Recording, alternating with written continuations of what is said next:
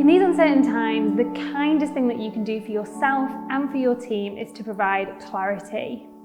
The problem is that there are so many moving parts and we're so emotionally invested in these businesses that we're building that it can be really hard to see the wood from the trees.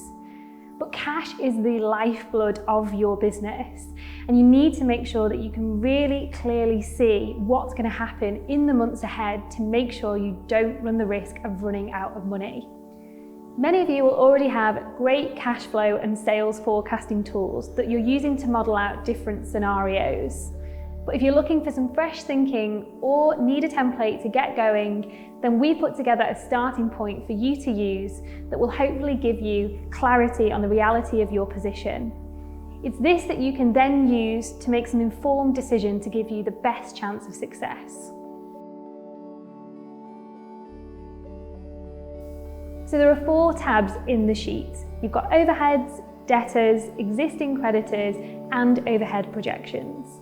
But start with the debtors. Who owes you money?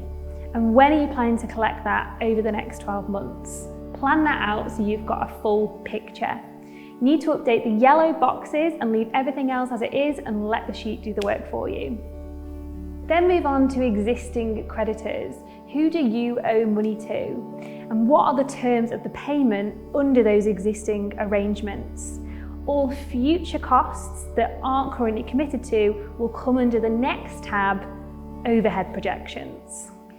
This tab should include all of the future supplier costs you expect to incur, and it should also cover things like salaries, national insurance, and rent.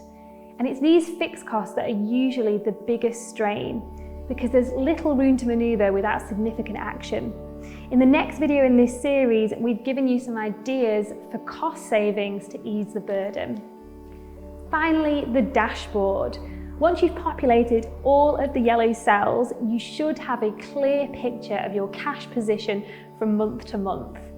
And this starts to give you an idea of the action that you're going to need to take to get your business in a solid position. We're not accountants or financial advisors, but hopefully this tool gives you a framework to have productive conversations about the realities that lie ahead. And if you notice any pinch points in your numbers, then we're going to be covering the 2 ways in which you can tackle that in the next video.